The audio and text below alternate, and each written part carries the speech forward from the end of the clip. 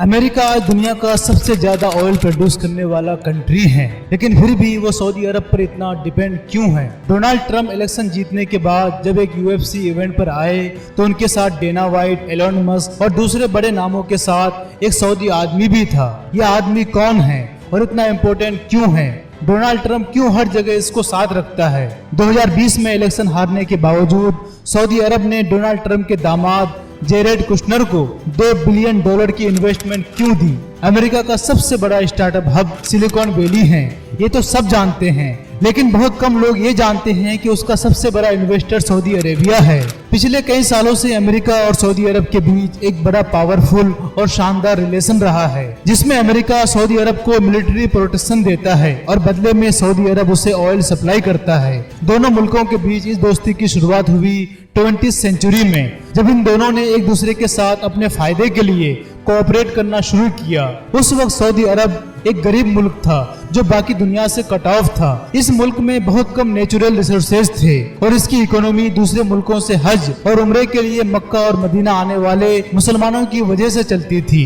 लेकिन फिर 1933 में सब कुछ चेंज हो गया, जब उस वक्त Saudi king Abdul Aziz bin Saud ने एक American company standard oil of California के साथ एक एग्रीमेंट साइन किया। इस एग्रीमेंट में इस कंपनी को सऊदी अरब में तेल की खोज की इजाजत दी गई। इस कंपनी ने पूरे सऊदी अरब में तेल की खोज शुरू कर दी और फिर फाइनली 5 साल के मुसलसल कोशिश के बाद 1938 में सऊदी अरब के ईस्टर्न साइड पर मौजूद देहरान शहर के पास ऑयल के बड़े रिजर्व्स डिस्कवर हो गए। इस डिस्कवरी ने रातों रात सऊदी अरब की तकदीर बदल दी। एक रेगिस्तानी गरीब मुल्क अब दुनिया का सबसे ज्यादा ऑयल प्रोड्यूस करने वाला कंट्री बन चुका था। इस ऑयल की प्रोडक्शन और एक्सपोर्ट को मैनेज करने के लिए स्टैंडर्ड ऑयल ने दूसरी अमेरिकन कंपनी जैसे कि शेवरॉन, एक्सॉन और मोबिल के साथ पार्टनरशिप कर ली। इन्होंने मिलकर एक नई कंपनी बनाई जिसका नाम था अरामको, यानी अरेबियन अमेरिकन ऑयल कंपनी। अब अमेरिका के पास टेक्नोलॉजी, पैसा और एक्सपर्टीज थी, सऊदी अरब के पास ऑयल था, तो इस पार्टनरशिप का दोनों मुल्कों को बहुत ज्यादा फायदा होने लगा।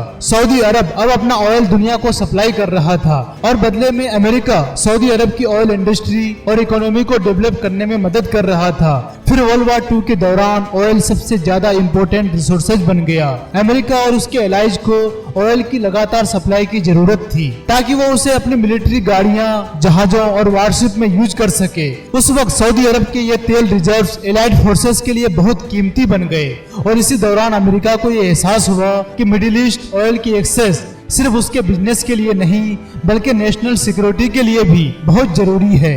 यही वजह थी कि 1943 में American president Franklin D Roosevelt ने सऊदी अरब को अमेरिकन डिफेंस के लिए बहुत ज्यादा इम्पोर्टेंट डिक्लेयर कर दिया। इसी सिलसिले में फरवरी 1945 में प्रेसिडेंट रूजवेल्ट और king Abdul Aziz bin Saud in person मिले। इन दोनों के बीच एक हिस्टोरिकल एग्रीमेंट साइन हुआ। इस एग्रीमेंट में ये डिसाइड हुआ कि अमेरिका सऊदी अरब को मिलिट्री प्रोटेक्शन देगा और बदले में सऊदी अरब इस वॉर में थ्रू आउट अमेरिका और उसके एलाइज को ऑयल सप्लाई करता रहेगा। वर्ल्ड वॉर 2 के बाद 1950 से 1990 के बीच पूरी दुनिया एक कोल्ड वॉर की जद में रही। ये बेसिकली अमेरिका और सोवियत यूनियन के बीच एक बड़ा इंटेंस राइवल का जमाना था। उस वक्त सऊदी अरब सोवियत के मिडिल ईस्ट में बढ़ते हुए इन्फ्लुएंस के खिलाफ अमेरिका का एक एलाई बन के उभरा। 1970 में अमेरिका और सऊदी अरब के ऑयल रिलेशन 1973 के ऑयल क्राइसिस में पूरी तरह मुतासिर हुए, जब सऊदी अरब ने, जो उस वक्त ओपेक को लीड करता था, उसने सारी वेस्टर्न कंट्रीज पर इसराइल की सपोर्ट करने पर एम्बार्गो लगा दिया। इस ऑयल बैन के नतीजे में सारी ग्लोबल मार्केट में एक भूचाल आ गया और सऊदी अरब और अमेरिका के रिलेशन बहुत खराब हो गए। इन्हीं रिलेशन को ठीक करने और ऑयल मार्केट को स्टेबलाइज करने के लिए अमेरिका और सऊदी अरब ने 1974 में एक बहुत इंपॉर्टेंट डील साइन की, जिसे पेट्रो डॉलर एग्रीमेंट कहा जाता है। इस एग्रीमेंट के अकॉर्डिंग सऊदी अरब ने ये एग्री किया है कि वो अब अपना तेल सिर्फ यूएस डॉलर में बेचेगा। इसका मतलब ये था कि जिस कंट्री ने भी ऑयल खरीदना होगा उसे पहले अपने पैसों को यूएस डॉलर में कन्वर्ट करना पड़ेगा। इससे पूरी दुनिया में अमेरिकन करेंसी की डिमांड बहुत बढ़ जानी थी और इसके बदले में अमेरिका सऊदी अरब को मिलिट्री प्रोटेक्शन के साथ साथ इकोनॉमिक सपोर्ट भी देगा। इस एग्रीमेंट का पूरी दुनिया पर बहुत असर पड़ा। अमेरिकी डॉलर पूरी दुनिया की सबसे स्ट्रॉन्ग करेंसी बन गई और इसके नतीजे में अमेरिका की इकोनॉमी और फाइनेंशियल सिस्टम भी इतना स्ट्रॉन्ग हो गया कि वो पूरी दुनिया को कंट्रोल करने लगा। सऊदी अरब की अक्लमंदी ये थी कि उसने दुनिया की सबसे पावरफुल कंट्री के साथ मिलिट्री और इकोनॉमिक पार्टनरशिप कर ली थी और यही वो टाइम था जब सऊदी अरब की जियोपॉलिटिकल इम्पोर्टेंस पूरी दुनिया में स्टेबलाइज होना शुरू हो गई। और इसकी एक बहुत बड़ी रीजन ये थी कि सऊदी अरब दुनिया की सबसे इम्पोर्टेंट लोकेशन पर मौजूद है। सऊदी अरब दुनिया के 3 बड़े रीजन के बिल्कुल सेंटर में है, अफ्रीका, एशिया और मिडिल ईस्ट के। इसके दोनों तरफ बहुत ही इम्पोर्टेंट समुंदर हैं। चारों तरफ ऐसे कंट्रीज हैं जिनमें हर वक्त इनस्टेबिलिटी रहती है। सऊदी अरब के ईस्टर्न साइड पर पर्शियन गल्फ है, एक ऐसा एरिया जहां पर दुनिया के सबसे बड़े ऑयल रिजर्व हैं और दुनिया में सबसे ज्यादा टेंशन भी यही रहती है। इस एरिया में ईरान, इराक, कतर, यूएई भी शामिल हैं। तो ये ज्यादातर कंट्री वो हैं जिनके अमेरिका के साथ कॉम्प्लेक्स रिलेशंस हैं। अगर हम ईरान की बात करें तो 1979 से पहले मिडिल ईस्ट में अमेरिका का सबसे करीबी दोस्त समझा जाता था, लेकिन ये रिलेशनशिप 1979 की ईरानियन रेवोल्यूशंस के बाद बड़ा ड्रामेटिकली चेंज हो गया। तब से ईरान बार बार ये स्ट्रेट ऑफ हॉर्मोज ब्लॉक करने की धमकी देता आया है। ये वो पॉइंट है जहां से पूरी दुनिया की 20% ऑयल सप्लाई गुजरती है और इसीलिए ये दुनिया की सबसे डेंजर चौक पॉइंट में से एक है। अगर ईरान ने इस पॉइंट को ब्लॉक किया तो पूरी दुनिया की एनर्जी सप्लाई तहस नहस हो जाएगी। इसके नतीजे में बहुत सी इकोनॉमी कोलैप्स कर जाएगी।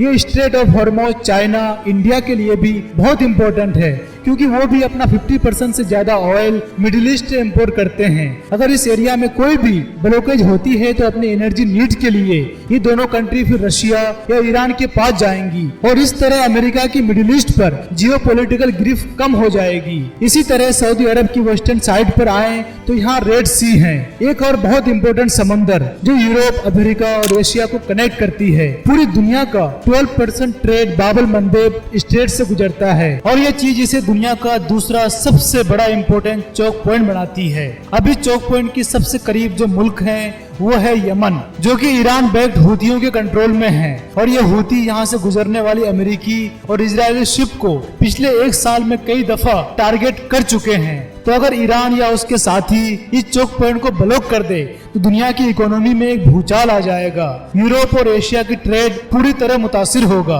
और अमेरिका का इस एरिया में दबदबा बहुत कम हो जाएगा। यही वजह है कि अमेरिका के लिए सऊदी अरब बहुत इम्पोर्टेंट है क्योंकि दुनिया के 2 बड़े चौक पॉइंट उनके बिल्कुल नजदीक हैं। और फिर आखिर में अगर हम सऊदी अरब के नॉर्दर्न साइड पर आए तो यहाँ इराक और जॉर्डन हैं, 2 ऐसे कंट्री जो मिडिल ईस्ट में अमेरिका की मिलिट्री कंट्रोल में बड़ा क्रिटिकल रोल प्ले करते हैं। स्पेशली ईरान जो इराक और अमेरिका के बीच एक प्रोक्सी कॉन्फ्लिक्ट जोन है और यही चीज सऊदी अरब को एक बार फिर बड़ा इम्पोर्टेंट बना देती है। तो ये थी सऊदी अरब की जियोग्राफिक इम्पोर्टेंस, लेकिन ये तो सिर्फ एक वजह थी जो सऊदी अरब को अमेरिका के लिए इतना इम्पोर्टेंट बनाती है। सऊदी अरब और अमेरिका के रिलेशन बहुत डीप हैं और इसी को समझने के लिए हमें जाना पड़ेगा अर्ली 99 और 2000 में, जब इन दोनों मुल्कों के बीच पार्टनरशिप पीक पर पहुंच गई थी। 1990 में एक बहुत बड़ा क्राइसिस क्रिएट हुआ जब सद्दाम हुसैन ने कुवैत पर अटैक कर दिया।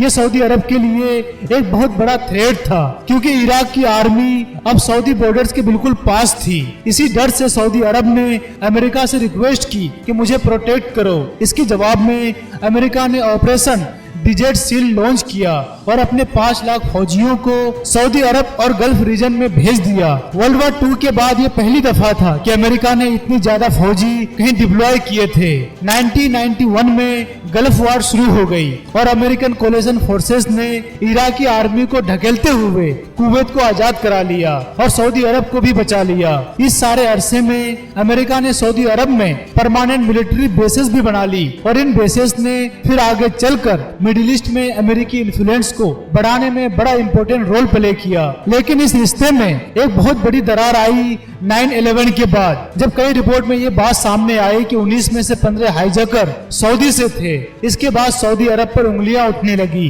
लेकिन इन दोनों मुल्कों ने बड़ी सूझबूझ से इस चीज को हैंडल किया और वार ऑन टेरर में पार्टनर बन गए। ये रिलेशनशिप मजीद मजबूत हुआ 2003 में, जब अमेरिका ने सद्दाम हुसैन की गवर्नमेंट उल्टाने के लिए इराक पर अटैक किया और सऊदी अरब ने इस वार को पब्लिकली सपोर्ट तो नहीं किया, लेकिन उसने बिहाइंड द सीन अमेरिका के लिए बड़ा क्रिटिकल रोल प्ले किया और अमेरिकन आर्मी को अपने एयर स्पेस के साथ साथ इंटेलिजेंस और लॉजिस्टिक सपोर्ट भी दी। इसी तरह सऊदी अरब ने फाइनेंशियल एड और डिप्लोमेटिक बैंकिंग के जरिए सद्दाम हुसैन के बाद आने वाली गवर्नमेंट को सपोर्ट भी किया ताकि वो ईरान के इन्फ्लुएंस में ना चली जाए। लेकिन फिर 2010 के बाद अमेरिका और सऊदी अरब के बीच रिलेशन बड़े कॉम्प्लेक्स और चैलेंजिंग हो गए। ओबामा सरकार के दौर में अमेरिका और सऊदी अरब के रिलेशन बहुत टेंस हो गए। ओबामा गवर्नमेंट सऊदी अरब पर ह्यूमन राइट और यमन वार जैसे इश्यूज पर क्रिटिसाइज करना शुरू कर दिया और इस तरह जब अमेरिका और ईरान ने 2015 में न्यूक्लियर डील साइन की तो सऊदी अरब ने उसे बहुत ही स्ट्रॉन्ग अपोज किया, बिकॉज सऊदी अरब इस डील को अपनी सिक्योरिटी के लिए खतरा समझता था, बिकॉज ये डील ईरान को मजबूत करने वाली थी। लेकिन फिर 2017 में डोनाल्ड ट्रम्प अमेरिका के प्रेसिडेंट बन गए। इस पॉइंट पर वापस आता हूँ। पहले जरा सा मैं जल्दी से बाइडेन और सऊदी अरब के रिलेशन को डिस्कस कर लूँ। बाइडेन गवर्नमेंट के दौर में इन दोनों कंट्रीज के रिलेशन काफी खराब हो गए। बाइडेन ने सऊदी अरब के अगेंस्ट बड़ा टफ स्टांस लिया। इवन यमन वार में सऊदी अरब की मिलिट्री सपोर्ट भी कम कर दी और फिर इससे भी एक स्टेप आगे जाकर उन्होंने सऊदी अरब को कुछ स्पेसिफिक हथियारों की सेल भी बंद कर दी और ईरान न्यूक्लियर डील दोबारा से रिवाइव करने की कोशिश भी की। और फिर जब बाइडेन ने जमाल खशोगी के मर्डर पर सऊदी अरब को एक पराया स्टेट कहा तो दोनों कंट्रीज के रिलेशन शदीद खराब हो गए। अब सऊदी अरब ने अमेरिका से हटकर चाइना और रशिया के साथ रिश्ते मजबूत करना शुरू कर दिया। लेकिन फिर 2024 में डोनाल्ड ट्रम्प के इलेक्शन जीतने के बाद सब कुछ चेंज हो गया। डोनाल्ड ट्रम्प के आने के बाद अमेरिका और सऊदी अरब के रिलेशन में एक बहुत बड़ा शिफ्ट आया, बिकॉज पहले भी ट्रम्प गवर्नमेंट के दौर में ये रिश्ते बहुत मजबूत थे। ट्रम्प जब पहली दफा प्रेसिडेंट बना तो उसने बहुत से ऐसे डिसीजन लिए थे जिससे सऊदी अरब को डायरेक्ट फायदा हुआ था। इन डिसीजन में एक तो था जब कांग्रेस ने सऊदी की मिलिट्री सपोर्ट बंद करने की कोशिश की तो ट्रम्प ने उसे वीटो कर दिया। फिर ईरान न्यूक्लियर डील में अमेरिका बैकआउट कर गया और लास्टली अमेरिका ने सऊदी अरब के साथ 110 बिलियन डॉलर की हथियारों की डील की। ये अब तक की सबसे बड़ी डील थी जो अमेरिका और सऊदी अरब के बीच हुआ था। लेकिन अब सवाल ये उठता है कि आखिर ट्रम्प सऊदी अरब के इतना फेवर में क्यों है। इसका जवाब ये है कि ट्रम्प और सऊदी अरब के बीच कुछ ऐसी सीक्रेट फाइनेंशियल और पॉलिटिकल डील है जिनके बारे में ज्यादातर लोग नहीं जानते। ट्रम्प ने हमेशा से सऊदी पैसों को वेलकम किया है और बदले में सऊदी अरब को अमेरिका की पॉलिटिक्स में बहुत इन्फ्लुएंस मिला है। इसकी एक बहुत क्लियर एग्जांपल है जब नवंबर 2004 में इलेक्शन जीतने के बाद डोनाल्ड ट्रम्प एक UFC इवेंट में गए तो इस इवेंट में उनके साथ बिजनेस और स्पोर्ट के बहुत बड़े नाम भी शामिल थे, जैसे एलन मस्क, डेना वाइट और यासिर अल रुमाया। ये यासिर अल रुमाया फाइनेंशियल वर्ल्ड के पावरफुल तरीन लोगों में से एक हैं। ये सऊदी अरब के 930 बिलियन डॉलर के वेल्थ फंड के हेड हैं और ये सऊदी फंड टैक्स से लेकर स्पोर्ट और इवन डोनाल्ड ट्रम्प के करीबी लोग इन सब को कंट्रोल करता है। यासिर की इस इवेंट पर प्रेजेंस सिर्फ सिंबॉलिक नहीं थी बल्कि ये इस बात का सबूत था कि सऊदी अरब के डोनाल्ड ट्रम्प की पॉलिटिकली और बिजनेस एम्पायर के साथ डीप कनेक्शन है। डोनाल्ड ट्रम्प के दामाद और उनका सबसे करीबी समझा जाने वाला एडवाइजर ट्रम्प के फर्स्ट टर्म के दौरान कुशनर ने सऊदी अरब और अमेरिका के रिलेशन को शेप करने में बहुत इंपॉर्टेंट रोल प्ले किया था और ये मोहम्मद बिन सलमान के काफी करीब भी समझे जाते थे। ट्रम्प के इलेक्शन हारने के बावजूद कुशनर को सऊदी अरब ने $2 बिलियन की इन्वेस्टमेंट दी थी। इस इन्वेस्टमेंट पर बहुत से लोगों के कंसर्न्स थे बिकॉज कुशनर को इन्वेस्टमेंट या एसेट मैनेजमेंट में कोई खास एक्सपीरियंस नहीं था। इवन कुछ सऊदी ऑफिशियल ने इस डिसीजन पर सवाल भी उठाए, लेकिन MBS ने पर्सनली इस फंड ट्रांसफर की इजाजत दी थी। बहुत से एनालिस्ट की राय में ये सिर्फ कोई बिजनेस ट्रांजेक्शन नहीं था बल्कि MBS की तरफ से कुशनर की लॉयल्टी का इनाम था। कुछ एनालिस्ट ने तो ये भी कहा है कि ये डील सऊदी अरब की जानिब से अमेरिका की फॉरेन पॉलिसी को इन्फ्लुएंस करने की एक कोशिश थी। सऊदी अरब पिछले कई सालों से डोनाल्ड ट्रंप के बिजनेस में इन्वेस्ट करता आया है। इसकी एक बहुत बड़ी एग्जांपल है जब 2016 और 17 के बीच सऊदी लॉबी ने ट्रंप के टीसी होटल में 500 नाइट्स की बुकिंग की और इसमें तकरीबन 3 से 8 लाख डॉलर का खर्चा हुआ। इसी तरह 2022 में सऊदी अरब ने ट्रंप के ही गोल्फ कोर्सेस में लिव गोल्फ टूर्नामेंट भी करवाया। सऊदी इन्वेस्टर पिछले कई सालों से ट्रंप की प्रॉपर्टीज में इन्वेस्ट करते आए हैं और इसीलिए ट्रंप सऊदी अरब को पसंद करता है और इस चीज का इजहार उसने एक पब्लिक इवेंट में भी किया जब उसने कहा कि सऊदी मेरे से अपार्टमेंट खरीदते हैं और मैं उन्हें नापसंद कैसे कर सकता हूं। लेकिन दूसरी तरफ सऊदी अरब के ड्रीम काफी बड़े हैं। पिछले कई सालों से स्पोर्ट इंडस्ट्री में भी इन्वेस्ट कर रहा है और इसके जरिए वो अपना इमेज और रेपुटेशन बेहतर करना चाहता है। आज सऊदी अरब दुनिया के बड़े बड़े स्पोर्ट इवेंट और टीम को न सिर्फ स्पॉन्सर करता है बल्कि ऑन भी करता है, जैसे कि इंग्लिश प्रीमियर लीग में न्यूकासल यूनाइटेड,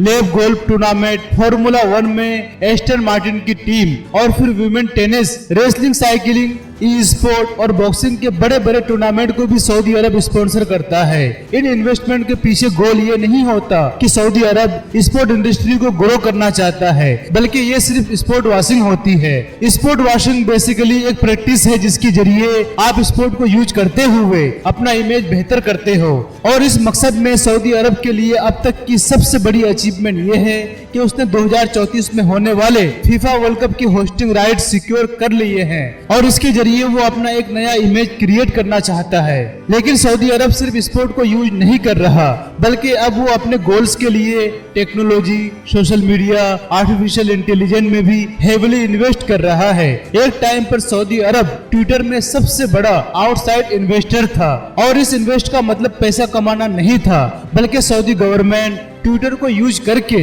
अपना नैरेटिव फैलाना चाहती थी और साथ ही में जो लोग सऊदी गवर्नमेंट की आलोचना करते हैं उनको ट्रैक भी करना चाहती थी। 2018 में सऊदी अरब अमेरिकन स्टार्टअप में सबसे बड़ा इन्वेस्टर था और ये इन्वेस्टमेंट मेनली एआई सर्विसेज और मीडिया इंडस्ट्री में थी। जब एलन मस्क ने ट्विटर को खरीदा तो सऊदी अरब अपना स्टेक मेंटेन करते हुए एलन मस्क के बाद दूसरा सबसे बड़ा शेयर होल्डर बन गया। इसका मतलब यही है कि आने वाले टाइम में सऊदी अरब का सोशल मीडिया पर कंट्रोल और ज्यादा बढ़ने वाला है। अब असल सवाल ये है कि ट्रंप के एक बार फिर पावर में वापस आने के बाद सऊदी अरब को और क्या फायदा होने वाला है। असल में सऊदी अरब कुछ बड़ा करना चाहता है। वो अमेरिका के साथ एक फॉर्मल डिफेंस पैक्ट करना चाहता है जिसके थ्रू वो अमेरिका का प्रोटेक्ट अलाई बन जाएगा, जिसे बचाना हर हाल में अमेरिका की रिस्पॉन्सिबिलिटी होगी। आने वाले टाइम में वर्ल्ड जियोपॉलिटिक्स में सऊदी अरब का रोल और भी इम्पोर्टेंट होने वाला है। इतनी बेहतरीन लोकेशन, इतना ज्यादा तेल और फिर टेक्नोलॉजी, डिफेंस और अमेरिकन गवर्नमेंट में इतनी मैसिव इन्वेस्टमेंट के बाद सऊदी अरब एक की पावर प्लेयर बन चुका है। आज अमेरिका दुनिया का सबसे ज्यादा ऑयल प्रोड्यूस करने वाला मुल्क है। ऑयल प्राइसेस फिर भी सिर्फ उसके कंट्रोल में नहीं है। सऊदी अरब ओपेक को लीड करता है और उसके जरिए वो डिसाइड करता है कि तेल की प्राइसेस ऊपर जाएगी या नीचे। अगर सऊदी अरब अपनी ऑयल प्रोडक्शन कम करते हैं तो ऑयल प्राइसेस पूरी दुनिया में ऊपर चली जाती है। इसका मतलब है कि बेशक अमेरिका आज दुनिया का सबसे बड़ा ऑयल प्रोड्यूसर है मगर ग्लोबल ऑयल प्राइसेस को स्टेबल रखने के लिए सऊदी अरब पर डिपेंडेंट है और ये चीज 2022 में रशिया और यूक्रेन के अटैक के बाद बहुत क्लियर हो गई जब ऑयल प्राइसेस ऊपर चली गई और अमेरिका को फिर सऊदी अरब को मनाना पड़ा कि वो अपना ऑयल प्रोडक्शन इंक्रीज करे ताकि मार्केट स्टेबल हो। सो जो मर्जी हो जाए, अमेरिका के लिए फिलहाल सऊदी अरब बहुत जरूरी है। अब देखते हैं कि ट्रंप के वापस आने से क्या मिडिल ईस्ट में स्टेबिलिटी आती है या कोई नया कॉन्फ्लिक्ट शुरू होता है। वीडियो अच्छी लगी है तो इसे लाइक, कमेंट, शेयर जरूर करना। फिलहाल इस वीडियो में इतना ही। मिलते हैं एक नए टॉपिक के साथ।